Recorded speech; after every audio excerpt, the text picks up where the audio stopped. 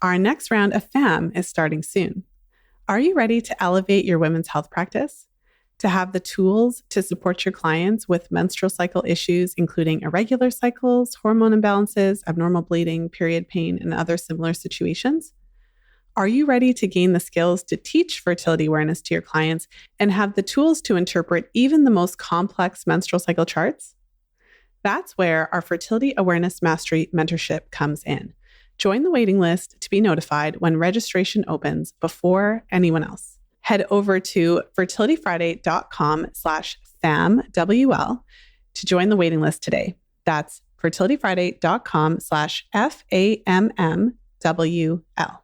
This is the Fertility Friday podcast, episode number 561.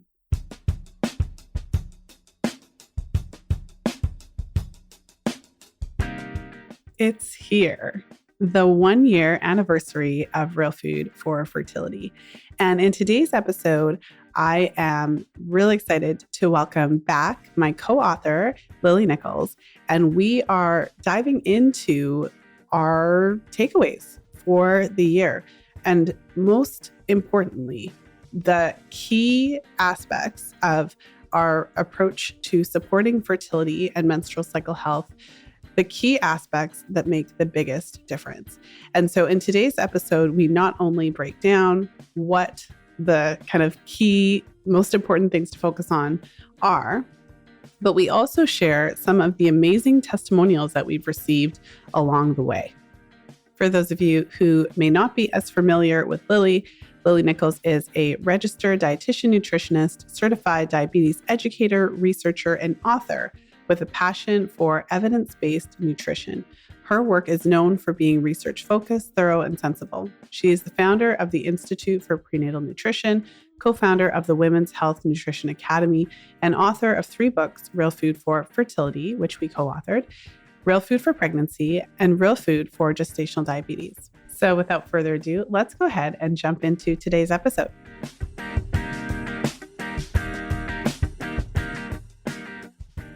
And I'm super excited to be here today with Lily as we celebrate the 1-year anniversary of Real Food for Fertility.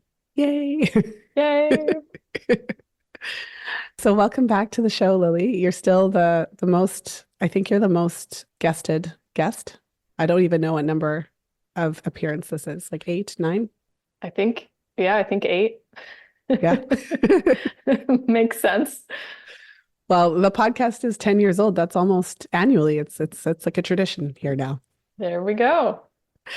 Yeah, I was really excited to get together with you and talk a little bit about the book. I mean, it's incredible to think that it's been an entire year since we first released it into the world. That would make 4 years since we started writing it. Wild. I don't know. How does it, this might be a strange question, but after we can each maybe have a go at this, but what are your initial thoughts after the first year? I know that we're going to share a little bit about some of the responses that we've had to the book, but yeah, let's start there. I mean, I feel like maybe we have come through the post-traumatic book syndrome or whatever we were calling it. For listeners, the last hurdle of getting a book into the world is the most difficult, the editing and proofreading and formatting and all the nonsense and checking everything to make sure all the T's are crossed and the I's are dotted. I think I've passed that now and I'm through that part. I do feel a little bit of fatigue from the year from having, we did quite a big push to market the release of the book with podcast appearances. Not that every podcast appearance I did was solely about Real Food for Fertility, but a lot of them were. So yeah, in 2024, I recorded 89 podcast interviews. So I'm quite tired from talking. There's always more to say, of course. But aside from the fatigue and relief that it's out, it's been just really rewarding to hear feedback about the book. Overwhelmingly positive for the most part. There will always be critics, and this is something for anybody who's also a creator out there. Don't be afraid to put things out into the world because you don't want any critics. Critics are a sign that you're actually reaching a wide audience. So I actually welcome it, which might surprise people. But yeah, the success stories have really surprised me. I know we'll get into some of those later, but we acknowledge in our work that fertility really is kind of a long game. Fertility is a reflection of your overall health. And so there's like almost anything that's not optimized in your health can impact your fertility, which makes it really challenging to zero in on exactly what should I do to fix, or even to provide reassurance that, oh yes, if we just do this one thing, then like everything will be fine. And so we're very careful with our words, how we approach things. So I don't know, you tell me, but I was expecting there was going to be maybe a 6-month lag time before we started to get success stories back in, knowing that it takes a while for your hormones and your ovarian function, your partner's sperm quality, all that stuff to optimize. And like, we're not going to have the really quick impact, but I was surprised that we started getting in success stories rather quickly. Yeah, no, it has been really incredible. And it's not to say that it's unexpected to start seeing improvements and changes. When you're working with someone one-to-one and you're implementing these dietary changes and tracking the cycle and paying attention to hormone levels and all of those things, it's not uncommon to start seeing those shifts, cycle 2, cycle 3, although it doesn't mean you're going to go from a cycle that's completely out of whack to a cycle that's completely organized. So certainly you expect to see some improvements, but I absolutely agree that just the testimonials, the responses that we've had from the book, even within the first few weeks and the first month or two, have just been incredible. I echo a lot of the same sentiments as you. I was joking for pretty much all of 2024 that I was in the post-book trauma syndrome. It's like the new term we've coined. It was certainly a significant lift. And as you mentioned, there's just so many aspects to writing a book that if you haven't had the pleasure of going through that experience, you wouldn't necessarily think. I mean, you don't write a book. You don't just sit there and write it and it just comes out perfect the first time. You write, you edit, you rewrite, you edit, you rewrite, you edit, you format, all the things.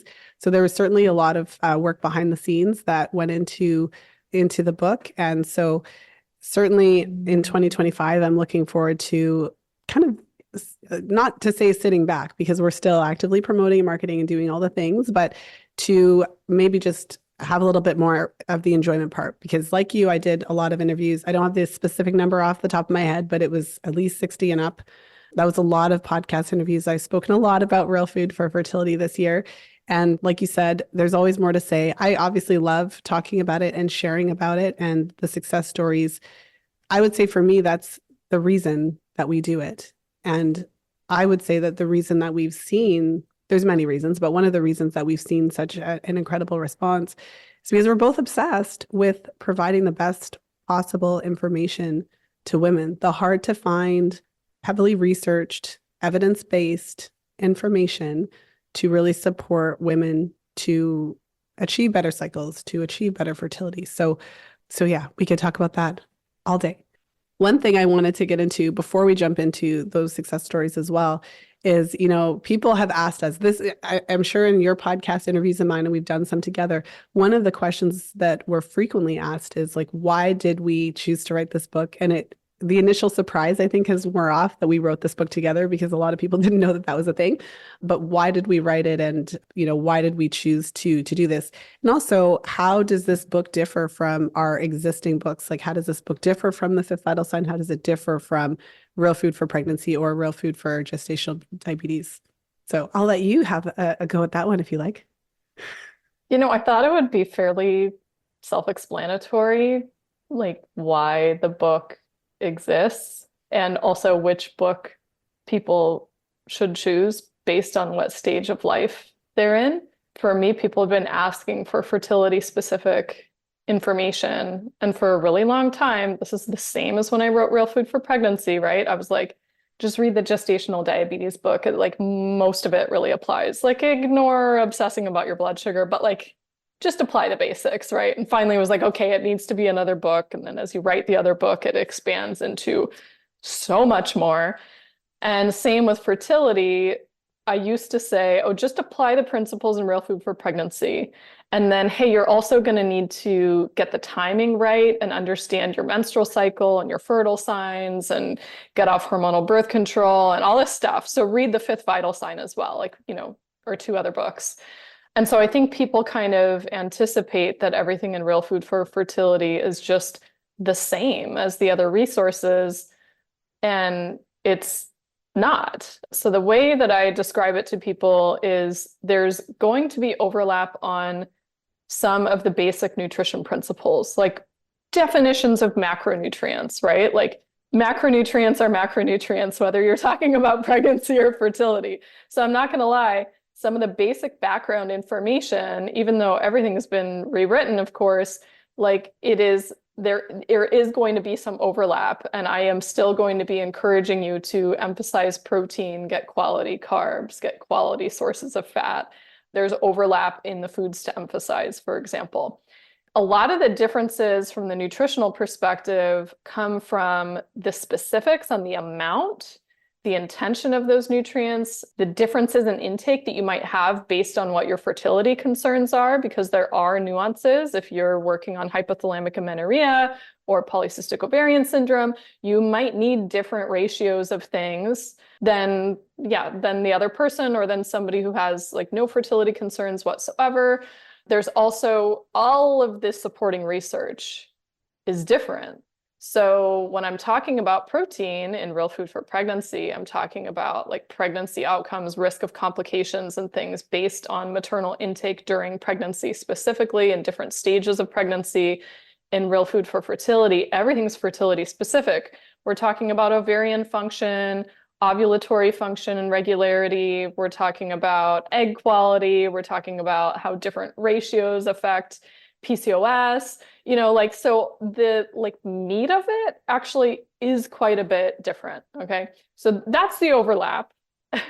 Almost everything else in the book is like totally new. Okay. So there's a bit of overlap on the general macronutrients, foods to emphasize, a little bit of overlap, not entirely on foods to avoid. Then there's a whole chapter on vegetarian diets, which is the most in-depth information I've ever covered in any resource on that topic. I actually don't know if you can find a more in-depth critical analysis of vegetarian diets and nutrient concerns really anywhere. If it existed, I would have been referring people to it for years, and I haven't been able to find it. So it's in there. Lisa has all sorts of chapters on the menstrual cycle, the pill, whatever. You could talk about how that differs maybe from the fifth vital sign. The chapters on egg quality, sperm quality, PCOS, hypothalamic amenorrhea, all these issues that affect fertility, the information on supplements. It's different for fertility. You have a much larger toolbox to pull from supplement-wise when you're preconception than while you're pregnant. All the research on toxins specific to fertility, right? The information on lab tests specific to preconception, whereas in Real Food for Pregnancy, any information about lab tests is only referring to during pregnancy, which it is different. There's different reference ranges. There's different considerations there. So I feel like it's funny when people ask me, what are the differences? I'm like, they're entirely different books. If they weren't, we wouldn't have spent 3 years writing them. We wouldn't have needed 200 pages of scientific references. I wouldn't have had to read so many thousands of research papers.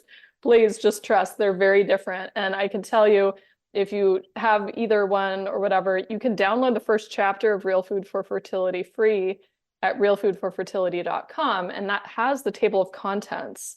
So if you have one of Lisa or I's other books, you can see just by scanning through the table of contents how the information covered is so much different, so much more comprehensive, and so much more specific to that preconception and optimizing your chance of conceiving.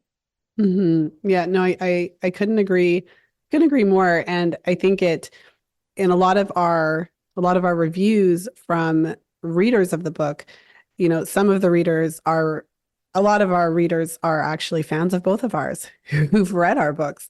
And so there have been a lot of comments and reviews, and even just clients, working with our practitioners in our various programs, who will say, wow, like I read Real Food for Fertility expecting to see a lot of similar dietary information, and then I got to the pill chapter and all of this stuff about the menstrual cycle and how little we know about our bodies. And there really is not a resource like this that equips women, not only in the nutritional realm, but the very practical, specific timing, the information about the menstrual cycle, all of this very important information when you're trying to conceive in one place. So very, very different. I think it's interesting as well when you said like, oh, I thought it would be pretty self-explanatory.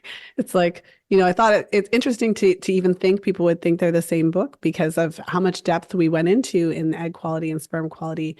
And when I think about, the PCOS chapter, we not only is there the nutritional information that is the basis of this approach for fertility, but there's the specific nutritional recommendations for specific aspects of supporting fertility. So specific nutritional recommendations for supporting egg and sperm quality, specific nutritional recommendations for women who are struggling with PCOS, irregular cycles, and women with HA who don't have cycles. So yeah, and how to bring them back. And I feel that the way that we addressed HA in the book is unique, similar. Oh, very much so. Yeah, it's unlike many of the other resources because, again, it's not just get your period back at all costs. It's how do we optimize this? How do we have this real conversation about not only just eating all the things, but really optimizing. And a lot of women are really hungry for that. And that's really been the feedback that sorry to pardon the pun, but, really wanting not just like eat all the things, but how do I optimize this? How do I support my fertility? So, And not to mention, in the meal plans, we have specific adjustments. If you look at the meal plans, there's like recommended adjustments for PCOS and recommended adjustments for hypothalamic amenorrhea. The meal plans are all different than any of my other books, and all the recipes are different than any of my other books too. So if people are like, it's all going to be a repeat, like it really isn't at all. And even to compare with the fifth vital sign, I mean, there's a number of sections in the fifth vital sign that provide just a wealth of information about many of these topics.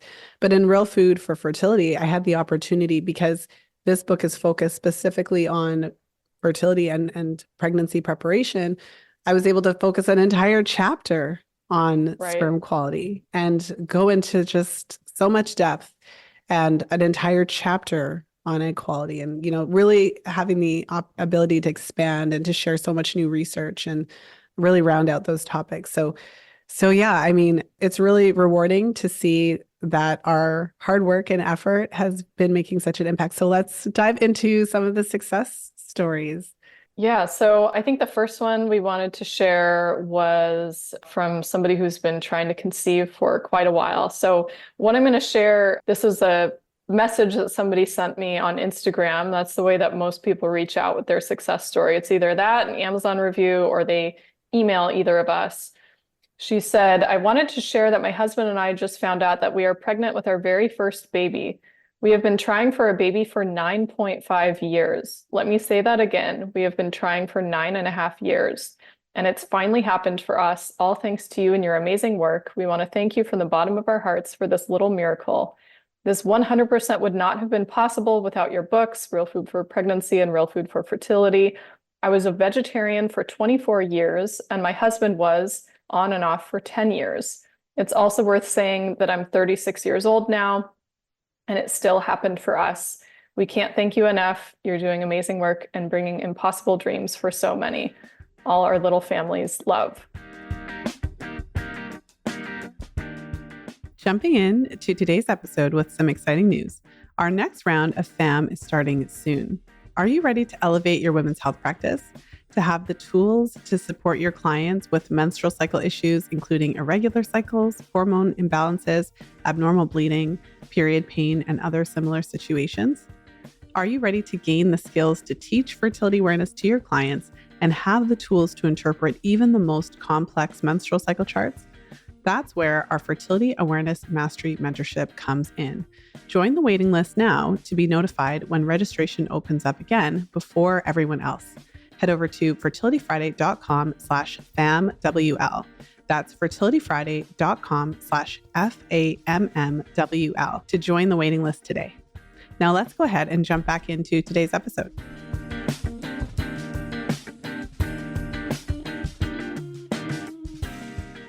Yeah, wild. I've gotten a lot of stories like this, especially from former vegetarians. I kind of like snuck in a little bit of information about considerations with vegetarian diets and some of the potential risks, specifically from a pregnancy perspective, into Real Food for Pregnancy. But in Real Food for Fertility, both you and I felt like it needs a full-blown chapter based on both our clinical experience and I'd say many of the colleagues that I also work with, that oftentimes it's the clients who are on a vegetarian or vegan diet that have the greatest challenges conceiving. And you can make improvements, yes, by optimizing certain things, but at a certain point, you start to hit a wall where like you don't see further improvement. And so this has been, I think, probably the biggest theme in some of the reviews and success stories I've heard is from people increasing their meat consumption or returning to including animal foods in their diet of some kind. Not saying everybody returns to eating meat specifically, but some people going from vegetarian to maybe pescatarian, where they've brought in fish and seafood. Yeah, it really does have huge, huge impacts beyond what people can imagine, especially because the overarching narrative is that meat is bad for fertility, which I feel like we pretty thoroughly debunk in the book. But that's still what people are told. Go plant-based, go vegetarian, go plant-based Mediterranean. And so, yeah, that's a crazy story here. Well, and I mean, there's so much we could dig into there. One of the reasons why we both wanted to have a full chapter and really devote a good amount of time and effort to diving into the research and sharing. And I mean, I rave about your vegetarian chapter, especially just the care that you took to kind of think through what are some of the most approachable ways to reintroduce animal foods if and when you're ready, and really going into the kind of psychology of what are the reasons why vegetarians, and you and I were both vegetarian for short stints at different points in our life. So I can't say that I was diehard. Really didn't last that long, but we did both do it, and we do both understand from that perspective. And we all, have friends, family members who are also vegetarian. So I feel like we did our absolute best to come from this stance of like, we understand. And Yeah. it's definitely something we took seriously. So, but what I was going to say about that is that one of the reasons why it was so important for us to do that is because, I mean, this is one amazing success story, but over the years in your inbox and in mine, I mean, we have seen so many stories of women who have kind of shifted their mindset around how they're eating and their mindset around animal products, and just have seen astounding changes in terms of their menstrual cycle as well as fertility. So I'm not sure if you want to touch on that a little bit, but certainly, this story is incredible, which is why we're sharing it, but it's one of so many. Oh yeah. We're trying not to be redundant in the stories we're sharing on this podcast. We're just picking and choosing from different categories. There's so many reasons that this result could have occurred. And I would say really chapter 5 of Real Food for Fertility outlines why, but to briefly touch on it, we have certain micronutrient deficiencies that could be more likely on a vegetarian or especially vegan diet, depending on the makeup of the diet. And those have individual effects on fertility, the research for which is in that chapter. There can be, differences in macronutrient intake. So we know from big population-wide observational studies, when you look back at rates of ovulatory dysfunction, so issues with ovulation, women who consume a higher proportion of their diet from carbohydrates and a lower proportion from protein and fat have the highest rates of ovulatory infertility. And that kind of macronutrient ratio is much more common on a vegetarian diet simply because protein is not as concentrated in plant foods. When you're not eating meat or animal products, unless you're cooking with a whole lot of fat, you're often getting a lower fat intake. And then all plants have carbs in them to some degree, but even when you look at your protein-rich plant foods, they have carbs. Beans have protein, they also have carbs, right? And so that could be at play. It could be some of the individual amino acids that are in there. I could talk about some really interesting research that just came out on creatine recently. And it can also just be that a lot of vegetarian women end up under eating, whether that's intentional and they're using a vegetarian diet sort of as a cover for disordered eating habits, or just because a lot of vegetarian foods are not as calorically dense. So you kind of fill up on volume, but you don't get in the full caloric allotment. That can be at play. So who knows what it is?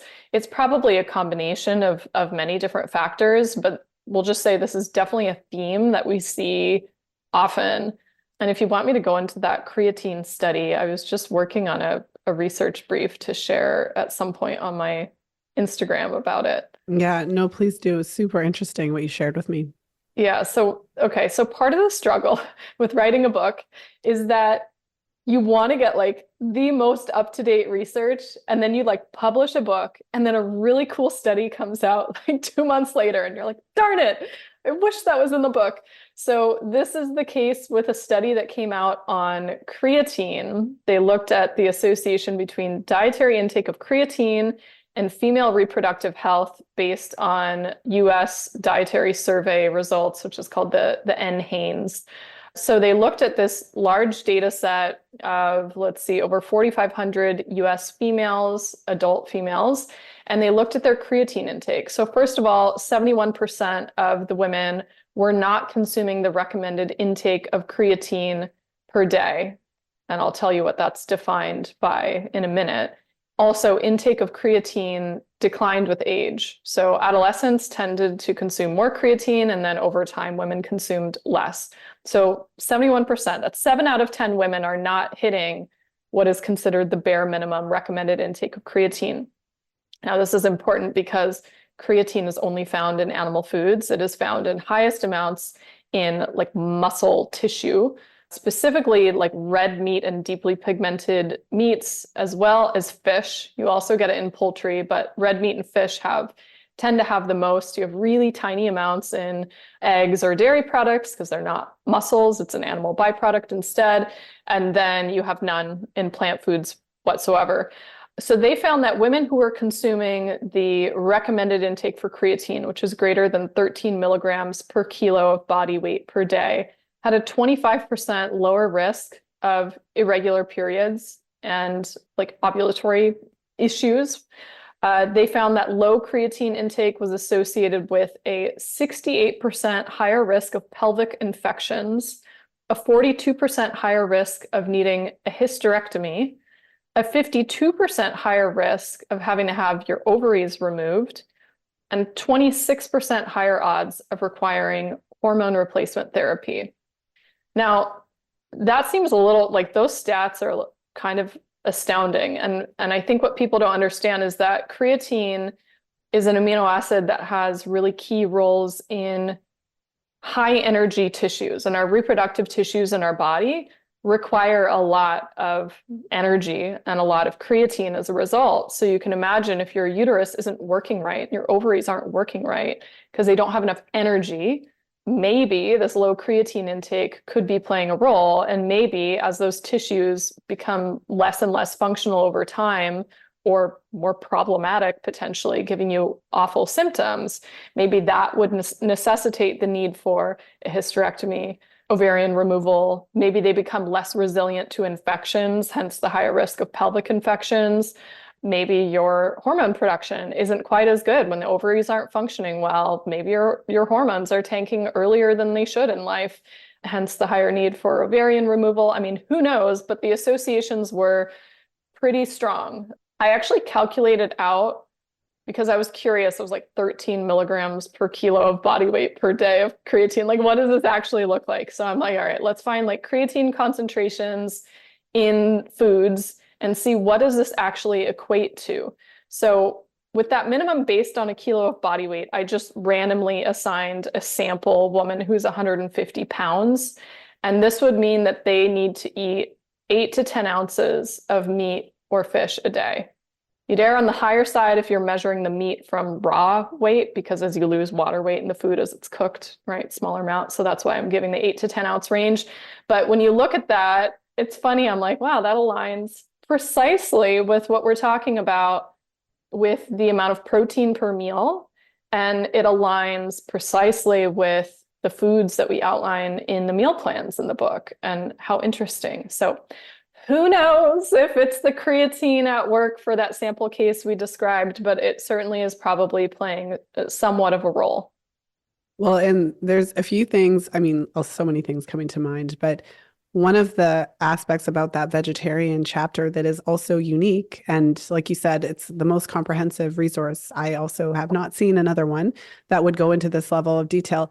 When you think about the challenges with vegetarian diets or vegan diets, it's typically kind of like the big few nutrients that everybody's familiar with. And that's kind of what they're focused on. And it's like, well, I take my B12, so I'm fine or whatever.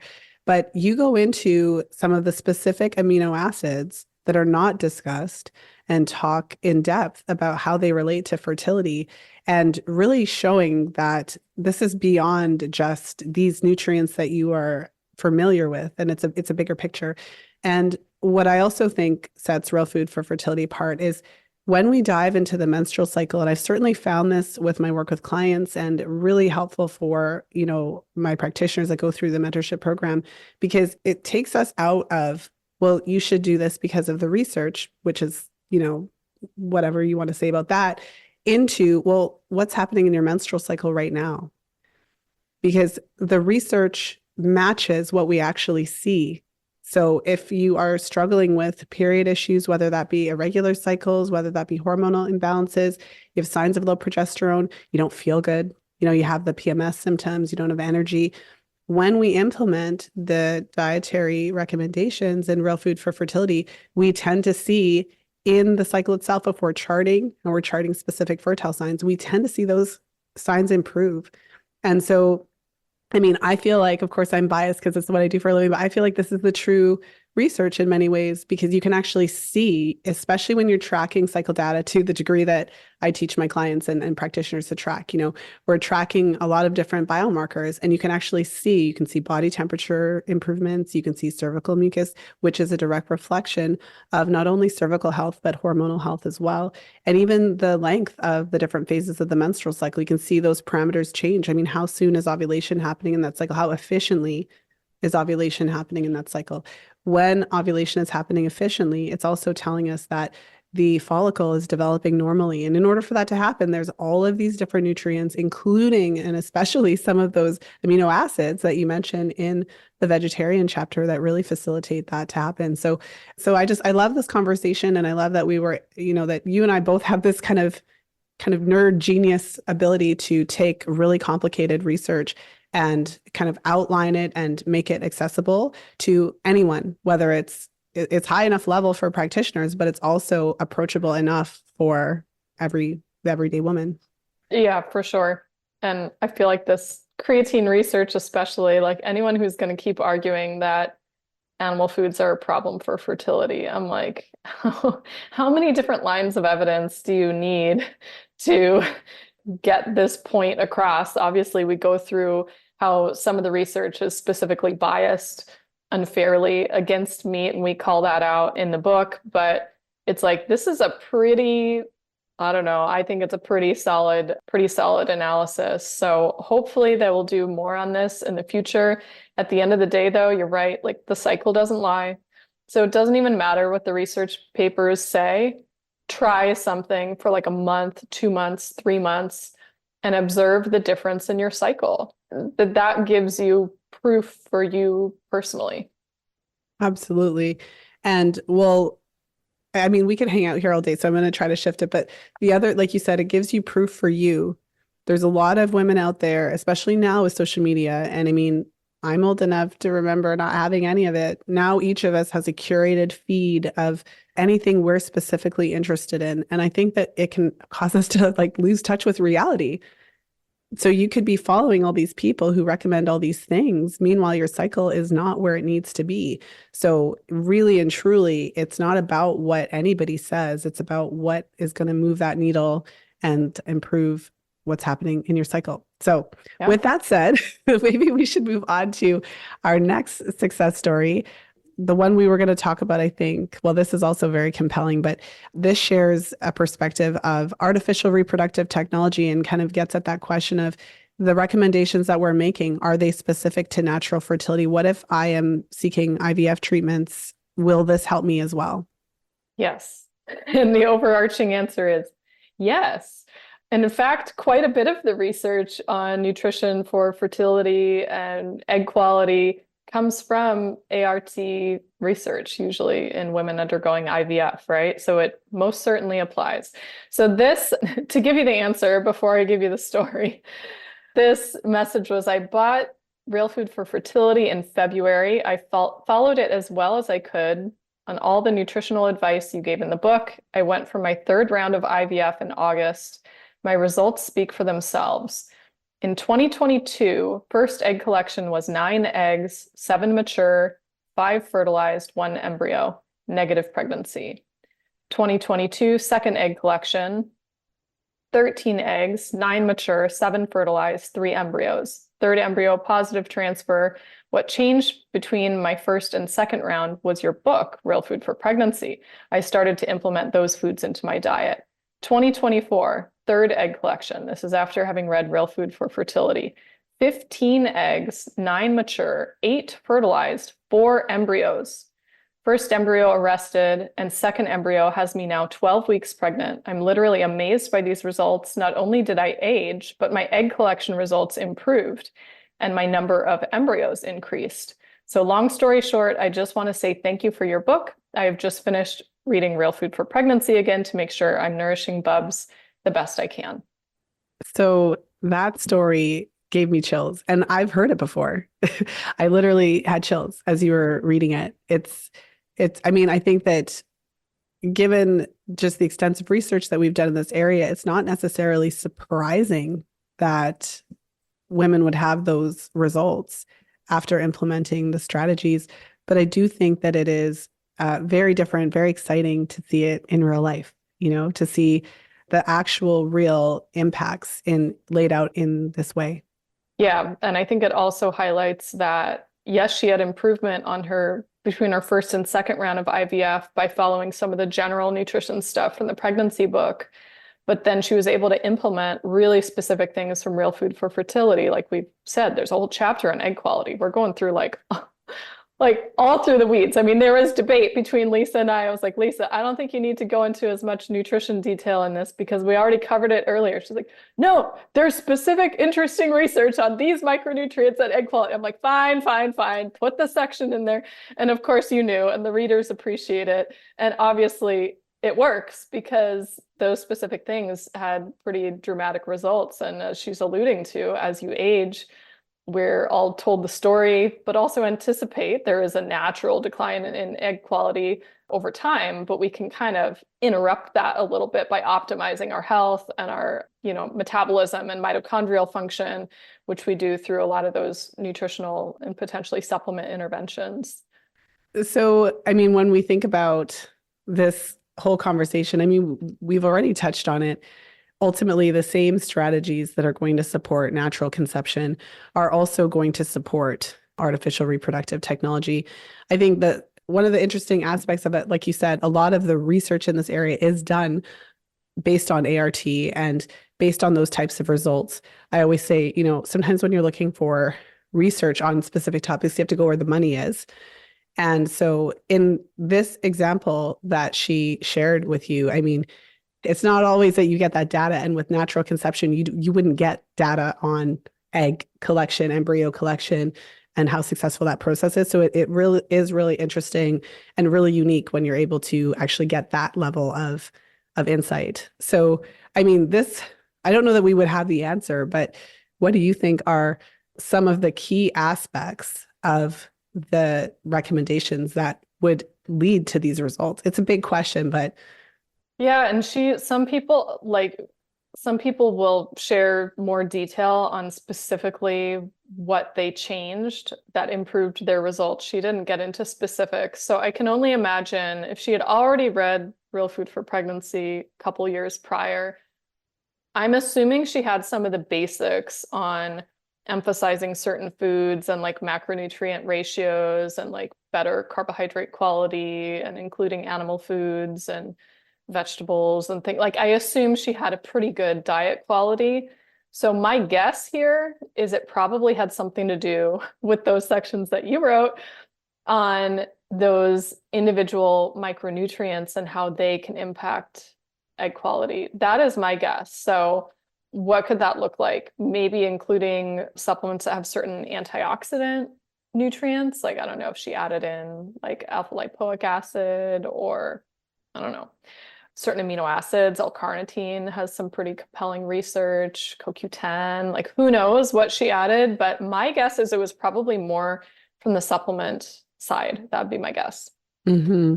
Well, and I'm always the chiming in with the sperm aspect as well, because absolutely in half of this equation with embryo quality is still related to the quality of his sperm too. And any changes I find, I mean, typically, any changes that you're making to your diet, those changes are also impacting your partner. So although we're always so focused on the woman, me, I'm always trying to draw attention to the men because as women, when we're trying to get pregnant, we're doing the things anyways.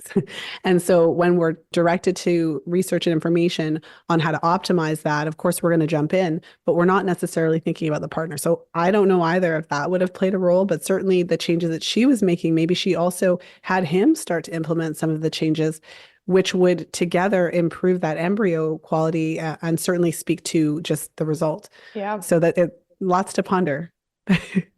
Yeah, I should have pulled one of the testimonials that came in about sperm quality because I get those as well, and those are wild, the improvements seen there. Mm-hmm. Yeah, it's I always say like with the sperm quality aspect, it's one of the kind of rare aspects of fertility that you can get tangible information about, in real time. Yeah. You can actually do the test, make the changes.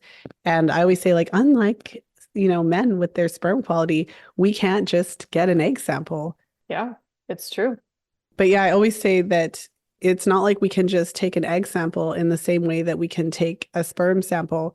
And I've seen some of those incredible results as well. So it's like when people say like, does this stuff work? And will you actually see a change in the sperm quality? I mean, you can do the approach at least where you could do a preliminary sample to see where you're starting with if your partner is willing to do a sperm test and then wait the like 4 to 6 months of implementation to do a second test to kind of see for yourself. But I've seen just incredible improvements in sperm quality in terms of morphology, motility, and count. Like it's really incredible what can shift when you make those targeted changes and really commit to them for a good period of time. I tend to like in the book, we were extremely realistic with regards to the time frame on these things. So I usually say, plan to do this at least like 6 months to 12 months, and hopefully in the middle, the conception will happen. But we want to commit to that time frame. Yeah, agreed. Mm-hmm.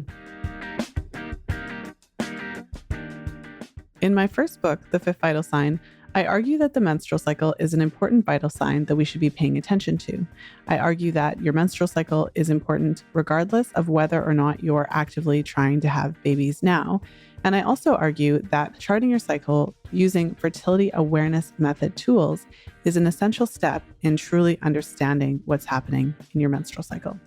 If you haven't grabbed a copy of The Fifth Vital Sign, you can read the first chapter for free over at thefifthvitalsignbook.com. And did you know that you can listen to The Fifth Vital Sign for free when you sign up for a 30-day trial with Audible? Head over to fertilityfriday.com/audible for details. That's fertilityfriday.com/audible. Now let's go ahead and jump back into today's episode.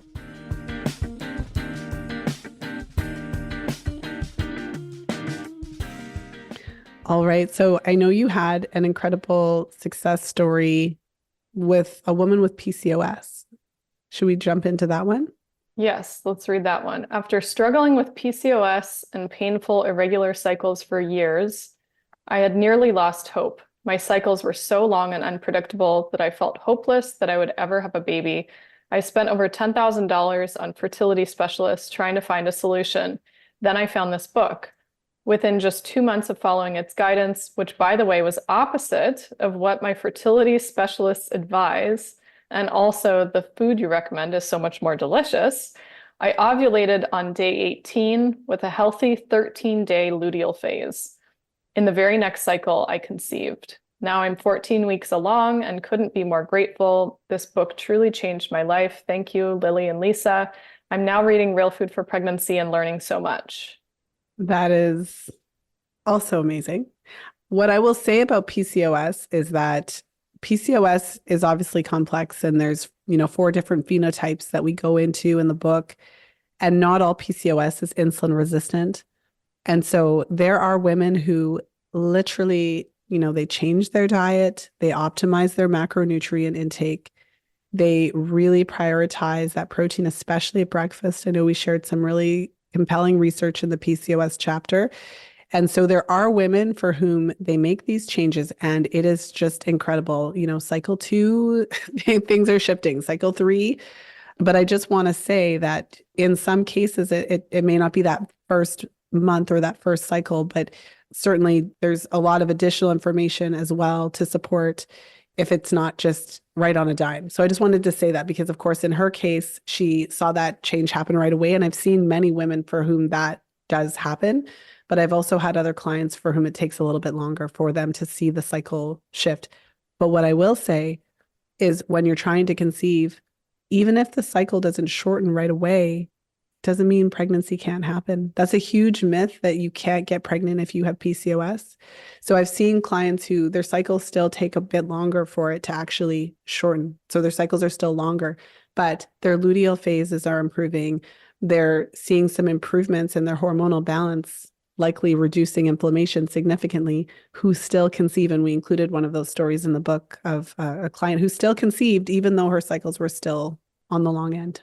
Yes, that's a very important point to make. And also to make kind of broadly about these stories that we're sharing is to not lose hope if you have read the book and implemented all the things and it's still not happening for you.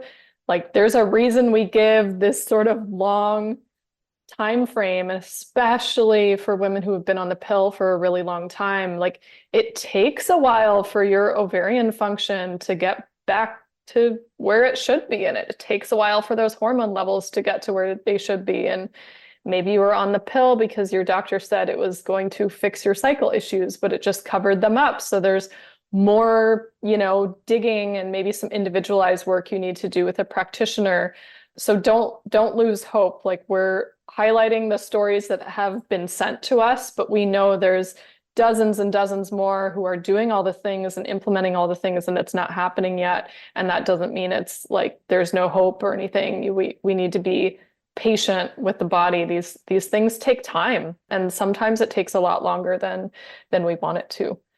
Well, and in this story, I mean, going back to the PCOS example, she said so many interesting aspects of it, right? Like one of the things she said is that this is the opposite of what I was told. And there's so much, I would say, misinformation and just lack of awareness with regards to PCOS, so many myths around it.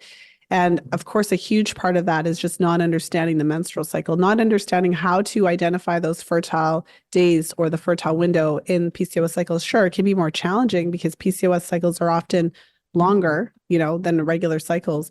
But certainly the information that we've shared will give you that additional leg up. I'm not sure if you wanted to share any other details about PCOS or aspects of the changes that she made that may have led to her significant shift in her cycle quality and everything.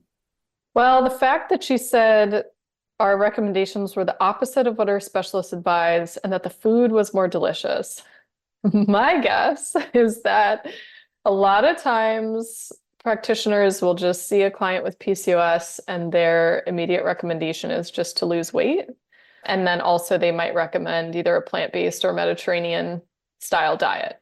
So my guess is that she probably started eating a sufficient amount of food, like maybe she had been starving herself before, or maybe she had been depriving herself of foods that taste good. Something that makes foods taste really good is having a sufficient amount of fat in them. So if she had gone on maybe a low fat diet or a low salt diet, by the way, a low salt diet is really bad for your hormone health too. It's possible that that could be playing a role. Also, a lot of times when women are instructed to try to lose weight, they'll try to just cut back their portions at every single meal, and you end up just not eating a sufficient amount of food as a whole, but you definitely would end up eating a smaller breakfast, or for some women, skipping breakfast. And some of the research we highlight in the PCOS chapter is on nutrient timing, meal timing, and like distribution of your calories. And women who have a larger breakfast, a moderate lunch, and a smaller dinner have far better results with their PCOS parameters, hormones, androgens, ovulatory function, weight loss, all the things when they do the bigger breakfast versus doing the opposite, where they eat a small breakfast, moderate lunch, and large dinner, even if the calories are equal. So, and that's often what ends up happening for women who are trying to lose weight. They start restricting at the beginning of the day because they're like, I'm going to be, quote, good today, right? So I'll have this itty bitty tiny breakfast with this miniature bowl of oatmeal or something, or skip breakfast entirely. And then by the end of the day, you're so famished that you end up binging after you get home from work or after the kids go to sleep or whatever. And that has the absolute opposite of the intended effects. So whether that was going on or not, my guess was there was probably just some level of like caloric restriction, maybe fat restriction, since the food didn't taste as good. And I would guess that could play a role. Well, and as you were talking, it made me think because, she said this was the opposite of what my practitioner, my specialist recommended. What if it was that the practitioner was recommending for her to lose weight and therefore diet and restrict? And then she read this book and it's like, no, eat. You need to eat in order to balance your hormones. And so I don't know if that was the opposite piece of it, but that certainly came to mind. And it's just, if you think about it, yeah, like a lot of the things that we are recommending are the kind of the opposite of what is the going trend. But the going trend is also kind of correlated with this growing increase in fertility challenges, which we highlight in a lot of detail in the book as well. So again, taking it back to the menstrual cycle, it's not about what is trendy or what someone says or whatever. It's literally about what is actually making you feel good in your body and what is allowing you to cycle naturally, normally within those normal parameters so that you can, healthy. One of the things I always say when I'm interviewed about real food for fertility is that essentially we're arguing, and I think we said this in the introduction, that a healthy menstrual cycle sets the stage for healthy fertility. And it's really where it begins. And so that's one of the reasons, going back to why we wrote this book. For me, one of the big reasons I wanted to write this book was not only to support my clients who are actively trying to conceive, but I always say I wanted to have a resource as well for my clients who just wanted to have healthy hormones. Yeah. So when we optimize our fertility, ironically, we're optimizing our hormone balance. We feel better. We are more vibrant when those hormones are flowing. Even like you look better, like your skin looks better. You have more energy, all of that good stuff. So you can't have one without the other in many ways. And so it's certainly with regards to having that healthy menstrual cycle and feeling good and everything. So yeah. So let's jump into our last but not least, extremely compelling story. And we've had a lot of these. I think the number of women who've reached out who are, in the midst of their HA journey has been pretty astounding as well. Yes. So this story I'm going to share, this might be the only primary amenorrhea story that we've had. So the difference between primary amenorrhea and hypothalamic amenorrhea is that with hypothalamic amenorrhea, you've had a cycle before at some point, and you don't currently. You're no longer ovulating, you're no longer cycling, no longer having a bleed. Primary amenorrhea means you never even got a period in adolescence. So this person reached out to me. She said, primary amenorrhea success story over here. I was a competitive runner for years in high school and college. I took time off running, hoping that alone would be enough, but it wasn't. Until I read your book and put the principles into practice, not restricting natural fats, replacing refined products with nutrient-dense foods, and being mindful of ingredients rather than counting calories, eating real food. That I was finally able to cycle. Oh, and all within the first month of reading it and making these changes. So grateful I found you and your work. So I had an exchange with this woman because I was like, this is crazy. Primary amenorrhea, by the way, is not always a result of being athletic and being, under caloric restriction to some degree. There could be other issues, biological issues, genetic issues, other things that have to be ruled out. But it can be a manifestation of HA that's just happening at a time when your hormone production should be starting and you should be starting to cycle. Anyways, all this to say, I didn't expect to have a HA success story from somebody with primary amenorrhea. And this one came in really shortly after the book came out. This one probably came into my inbox in, I don't know, April or May of 2024. And I asked for more details, and she had been studying nutrition in college. And so I'm conventionally trained as a dietitian, and we're taught low fat, high carb, limit your animal food consumption, limit your salt. And so she had been like following that, but also just trying to eat more for the HA. And because there's so many concerns about disordered eating, and we want to like normalize all the foods and, desensitize you to the concept that there's any such thing as a bad food. Like, she had been eating more processed foods just to try to get her calories up. And she stopped running to try to lower her calorie expenditure, and it still didn't work. So for her body not only needed more calories, yes, but I think in this case, she probably really desperately needed more fat and protein, more animal fat specifically. If you don't have enough cholesterol coming in from your diet, and we talk about this research in Real Food for Fertility, your estrogen and hormone production are insufficient. They're just too low. Even though our body can make some cholesterol from other resources within our system, we really need a dietary source of it to keep our sex steroid hormone levels optimal. So I think that's probably what happened in this case. Was maybe she was truly eating enough, but it was like focusing on the quality and getting enough of some things that she had been restricting because of what she had learned in her college nutrition classes. Well, I mean, you and I went through the HA chapter. It was just such a highly collaborative effort. The whole book was a highly collaborative effort, but particularly that chapter, we had so much, back and forth, and we were really looking to balance what the research has to say with clinical experience, while also keeping in mind these women that are going through this challenge, and really honoring and acknowledging like the biggest challenge, which is often around the weight and the fear around gaining weight. And so for this woman in particular, I mean, she's obviously just, has a nutrition background. And she, from what you shared, it sounds like she thought she was doing everything right. She literally was doing everything that they taught her to do to some extent. And what I think is, again, really unique and really important about the HA chapter in particular is that it highlights the specific, like it goes into this issue in a very different way than other resources, because it's not just the psychological aspect that it's addressing. I feel like a lot of the HA information is addressing the psychological aspect of like, well, you're afraid to eat, quote, bad food, so just eat all the ice cream, eat all the chips, eat all the whatever. Not to say that there's anything wrong with eating ice cream and chips.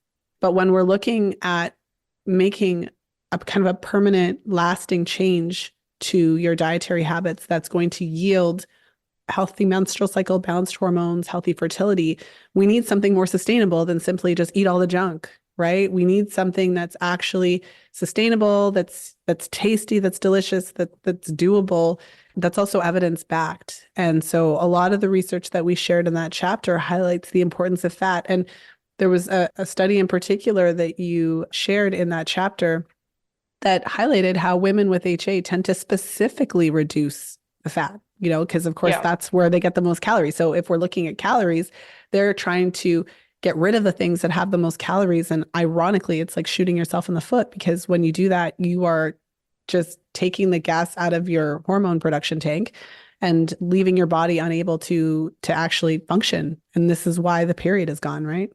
Yeah, 100%. And I get a lot of HA stories in my inbox, and it really echoes the data that I outline in the HA chapter on typical dietary intake and macronutrient ratios seen in women with HA. And this particular person, her name's Renee, by the way, I could say that because she posted an Amazon review that goes into a lot more detail on her recovering from primary amenorrhea on the Amazon Real Food for Fertility page, so you can look it up. But she touches on specifically how like the advice that she had been given was to eat more carbohydrates, eat more calories, lower her exercise. It's like, I don't know why they always zero in on carbs. They're really highly obsessive about this in the sports nutrition world. And I am not a sports nutritionist, but I dug into this recently, some of the data on this, because I was working on a hypothalamic amenorrhea webinar for the Women's Health Nutrition Academy, giving like a lot more details for practitioners on like calculating the calorie needs and stuff. Like it gets actually kind of complex and goes, there's more detail, believe it or not, than what's in Real Food for Fertility. You can always take it to the next level. And there was a quote from a research study that I included in that presentation that was talking about how we need to be cautious when we apply this certain minimum amount of carbs to female athletes, because if you provide, like they calculated it out for a sample woman who needs, I don't know, something like 2,700 calories or 2,800 calories, and this like minimum gram amount of carbohydrates per body weight, that would have equated to a 92% of her diet coming from carbs. Okay, you're leaving 8% for fat and protein, right? It makes no sense. So we have to be cautious and think of the diet in total, think of macronutrient balance. I encourage women with HA to consume carbs. You'll see in that chapter, we want you to eat all the things, don't restrict. But we can't forget the crucial role of fat and protein. And we can't forget that when you look at the dietary intake of women with HA, they're often getting the majority of their calories from carbohydrates, and where they're specifically lacking is fat and protein. And there's this ample fear in our whole food culture that's anti-meat and anti-saturated fat. And this girl alludes to the concern over cholesterol, saturated fat, and salt in her Amazon review, right? There's this concern to not overeat those things. So you have women making these choices out of this idea that this is benefiting their long-term health. And your Bachelor in Nutrition Science program is teaching you the same thing. So you're following what your athletic program nutritionist is saying to do. And yet, again, like the cycle doesn't lie. Hey, you don't have a cycle? Like hormone production is not optimized. Let's make sure your body is getting not only adequate energy, but the adequate macronutrients to fuel that hormone production. And I really feel like this is a major missing component of the way that conventionally we're treating HA. Otherwise, you should be able to, if it was as simple as just like, we'll give you more calories and you get your cycle back and it's perfect and consistent and everything's good, hormone levels are optimized, then like we would be seeing massive success with the conventional treatment for HA. And we're not. Sometimes women are able to get their cycle back just by increasing their calories, but their cycle might not be quite optimized when you start looking into all these different parameters. And that's where like some fine tuning can come into play, while still also leaving room for, some occasional treats and other things. It's not about perfection. It's about just like making sure we're getting the basic sustenance at the very least. Thank you. I feel like opening up this conversation beyond simply eating more carbs, getting in, like just making it still about calories and not looking at the quality of the food. There's also this fear when we're talking about HA to even talk about food quality, yes, to even go there, because if we talk about food quality, then we're just going to play into the same mindset that led to the HA in the first place. Then they'll just become obsessive about this. And so we have to, but it's interesting because then we're throwing the baby out with the bathwater. We're like, we can't talk about it at all. We just don't, right. This is not a solution, because what happens, I don't know. I mean, I've worked with quite a few HA clients over the years. One of the things that I found is that HA clients are, pretty type A. Yes. Kind of like myself. Very, very type A. Highly, highly intelligent. Highly intelligent. So you're dealing with a highly intelligent population. someone who is so smart, someone who's read probably more than you, who knows so much, especially if they also have a nutrition background, which I'm not saying that's a thing, but like, I'm just saying, especially if you think about the listeners to this podcast. And so by introducing even the concept of the HA spectrum to kind of put it out there that just because you didn't lose your period doesn't mean you're not on that spectrum, because there's plenty of women who are so highly intelligent, so type A, that they eat just enough to make sure that they still get the period. Yep. And it's like, and this is the level that we're dealing with. So if we're dealing with such a population like myself, like highly intelligent, we're really smart, then we have to talk to them like that. We have to stop pussyfooting around this part of the conversation. We have to give them the information and then see what they do with it. And I would say that information is, well, let's talk about fat and carbs. Let's talk about or fat, protein and carbs. Let's talk about how it's really the protein and the fat that seems to have the most significant positive impact on the menstrual cycle. And then kind of just have a more nuanced conversation. Let's not be afraid, like back in the good old days when the doctors were afraid to tell the women the truth about the side effects, or afraid to tell them this part of it because we don't want to dissuade them. I know I'm giving the pill analogy, but it's like, we don't want to tell them about the side effects because then they might not use the pill. It can't be like, we don't want to tell them about fat and protein and talk about the differences between macronutrients and talk about the importance of food quality, because then they'll just continue to be in this cycle. We have to still give them the information and let them work with it. At least that's the perspective that I'm coming from here.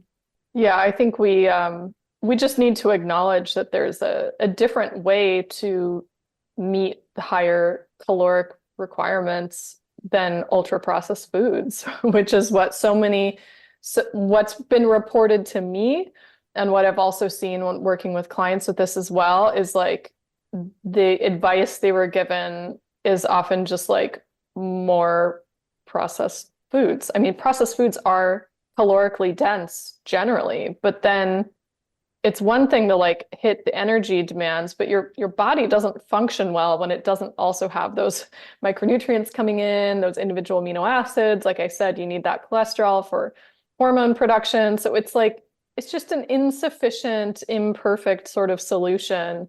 And I also find, another thing that I think people don't think about, but with HA, like your body is sensing a lack. If there is like low energy availability at any time of day, even if you're getting a sufficient overall amount of calories for the whole day, that's still gonna interrupt hormone production a little bit.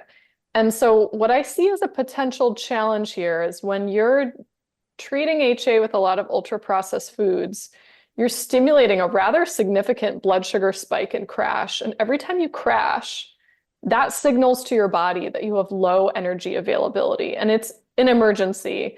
And you're going to be like shutting off these hormones, driving up the cortisol to bring your glucose back up, right? With HA, often you have the high cortisol situation already. We don't want your blood sugar tanking ridiculously low. So while again, I'm not anti-carb, I do want to really make sure that you're getting a sufficient amount of fat and protein so we're not experiencing these rather significant blood sugar dips all day long. That is really an emergency signal for your body. And as somebody who previously had struggled a lot with reactive hypoglycemia, where my blood sugar would drop too low because forever and ever, I like didn't realize I needed to eat a lot more protein and fat. I can tell you that like you feel, although for me that didn't ever result in hypothalamic amenorrhea, thankfully, I can tell you that just like the level of like stability in your mood and cognition and energy levels and all those things, when you get that blood sugar a little more balanced and keep it stabilized, which again, you're not going to be able to do when you're not eating enough protein and fat, it's like a world of difference. And so again, you can trigger HA with any sort of macronutrient ratio in your diet if you're significantly under eating. If you're full-blown carnivore, no carbs at all, you can also trigger HA. A lot of times those women don't eat enough food as a whole, right? Their caloric intake is way too low. So we don't want to like make it sound like this only happens one way or another. It could be any type of dietary pattern where you're just under fueling. But we do need to think about the balance when it comes to the treatment. And that's the part where, yeah, that's the feedback that I keep getting from women who've had HA and sought treatment, or in women who've had eating disorders and sought treatment, is that it felt like the dietary recommendations were very carb heavy and still kind of limited in fat, especially saturated fat, limited in animal foods, because of course we all know that's a healthy way to eat. So of course, it's almost like our dietary guidelines perpetuate the eating disorders and HA, because if you eat by those parameters, your blood sugar's all over the map. You're like starving all day long. This low energy availability state is like gets in place. You start having dysregulated insulin, blood sugar, cortisol levels. Like I just feel like it's a recipe for either one, right? You have like the metabolic dysfunction that underpins PCOS, or you can have the metabolic dysfunction that underscores hypothalamic amenorrhea. It just depends on whether you eat a sufficient amount of food or if your response is to restrict, restrict, restrict. Like either one, I'm on a rant here, but our dietary guidelines are such a hot mess. I feel like they create so many more issues than they solve. There was a few studies that we highlighted where we kind of talked about this concept that it's not just a math equation. It's not to say that you can just eat X number of calories. And I think what you're saying is really highlighting that, because it's not just, it's more than that. Obviously, there's all of these other aspects happening below the surface. And, when you're describing that HA state of we're really limiting, restricting, your body's constantly in the state of energy deficiency, cortisol is being driven up. That is not a state of rest or relaxation or, anything like that. Even when women will say to me often, exercise is my way of stress relief. The research, when I was looking into HA, it's like they tend to have a higher cortisol response for exercise because of their kind of already predisposition. So their nervous system is not in a good state whatsoever. And this can be one of the reasons why when you're looking at these research studies, some women get their period back shortly after they start to implement a higher caloric intake, and others go back to their prior caloric intake, the one that they had before they lost their period, and they don't get their period for many months, even though they're eating enough. Yeah. Maybe it's the timing, maybe it's the quality, maybe it's that they're not getting enough fat and protein, all the things that you were talking about. So just to kind of bring it together, it's certainly this piece of it, I think, is really a huge missing piece from this conversation. And I'm just so thrilled that we were able to really broach that in our HA chapter. Obviously, just the book itself, the nutritional information stands on its own, but really highlighting these specific challenges with HA has obviously been hugely helpful for so many of the women already who've read the book and shared their success stories. In this case, we shared the primary amenorrhea story, but of course, we've heard from many women who had periods before, have had a period of time without them, and have certainly found their way back to cycling again, which is incredible. And I'd also add, because this question comes up all the time, is that I also hear from women who have had babies and are worried about the return of their cycle postpartum. And so to address that just really briefly, like there's a wide range of when your cycle returns after having a baby. A lot of that has to do with whether you're nursing or not, how voraciously your baby is nursing, how quickly they take to solids and other things, and so on and so forth. However, I do start to get a little concerned as we hit like 18 months postpartum or beyond that the cycle hasn't started yet. And yes, if you still have a very voracious nursing toddler at this time, that could be at play, prolactin levels remaining high and whatnot. However, a lot of times I find that these women are just under fueling. And so the question that when people ask me, what should I do? I haven't got my cycle back. Can I get it back quicker or whatever? Again, this could be your individual variation and it's nothing to be concerned about. Or you might want to consider reading the HA chapter and implement it. Really, a lot of the same kind of advice would apply to nursing. I mean, when you're lactating, I used to work for an OBGYN who said it's like having a gym on your chest, right? When you're exclusively breastfeeding, that's a calorie burn of 500 calories additional per day.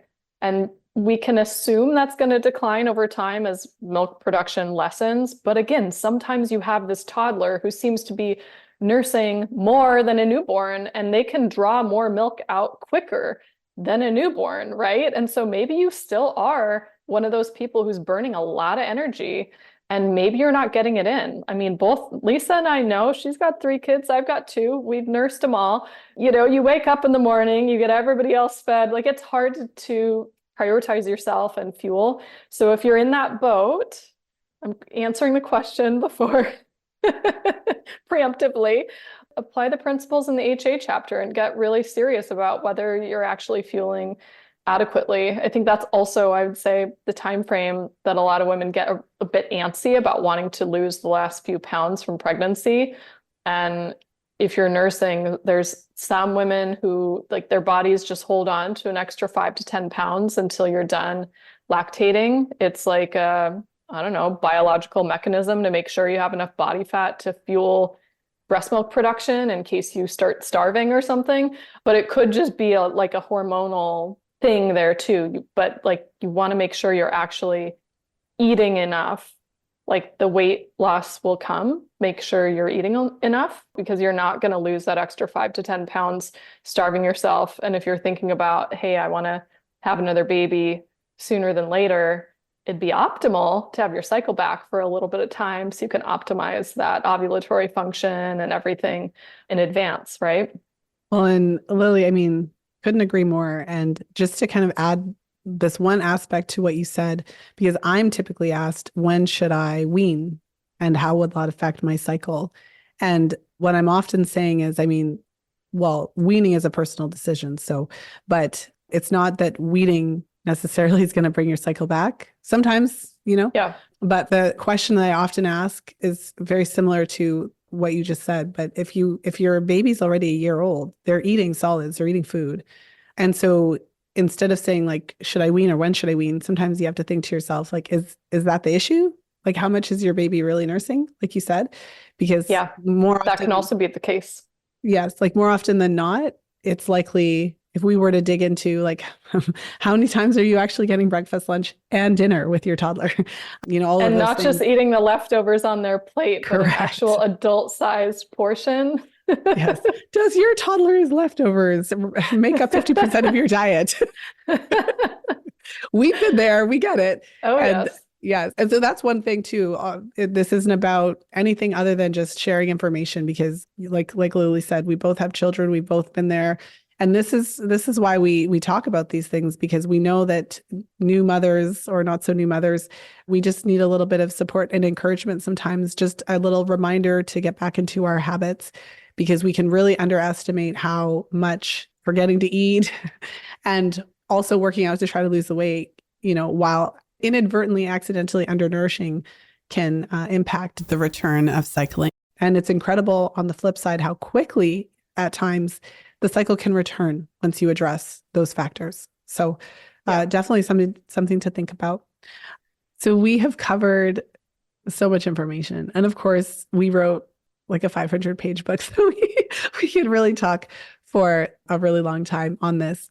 But as we start wrapping up today, I mean, I think that it would be useful to just we've talked about a lot of these things. Maybe we can kind of wrap up in a neat little bow some of the key points that we found from Real Food for Fertility that have resulted in these changes. Some of the ones that we had talked about specifically already, eating not just more protein, but animal protein specifically, that has been a key trend and a key theme in a lot of these success stories that we've seen.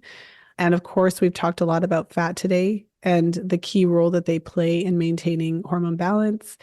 And I mean, that's not the whole story, but I think that ultimately it's those foundations that we're laying with this nutritional approach that sets the stage to be able to really improve hormone balance. So with that, I mean, Lily, maybe share some final thoughts, final summary. There's so much more we could say of, I guess, what are those key takeaways from the book that are helping all of these amazing women share all of these amazing stories with us? Yeah, to add on to what you said, I would say not only thinking about that macronutrient balance, but the timing as well. I'd say one of the bigger pieces of feedback that I get from people, probably because I'm a little bit of a broken record on just about any podcast I go on, about emphasizing the importance of breakfast and a protein sufficient breakfast. That does seem to be the meal that most women skip. or if they're not skipping it, it's an imbalanced meal. So making sure you're getting a protein sufficient breakfast makes a world of difference.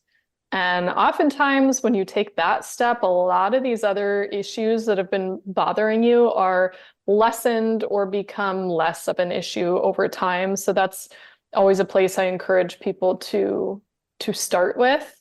I will say, like, we cover a lot of ground and a lot of data in Real Food for Fertility. And even as somebody who loves data, it even can be a little overwhelming for me too. It's like, whoa, there's so much in here. I learn something new every time I open it up, even though I don't know how many times I read through this before it went to print.